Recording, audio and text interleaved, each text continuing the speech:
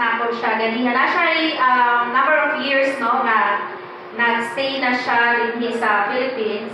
I'd like to check it first. Kaya isod kayo din maka-istorya ka dili mao.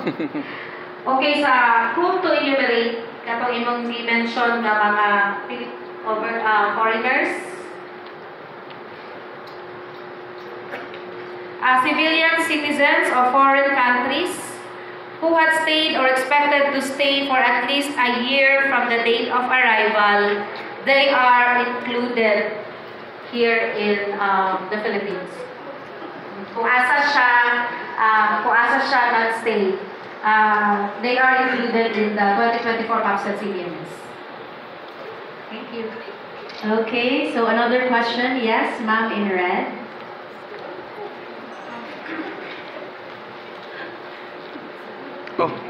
Parte kaya po ni sa truthful information no nga gather sa enumerators.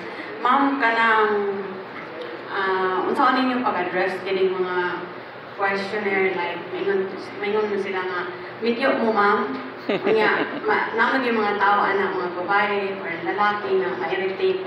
So unsa na to pagkuha sa information na rightful information sa ninyo pag-handle na siya. Muna yung unang question.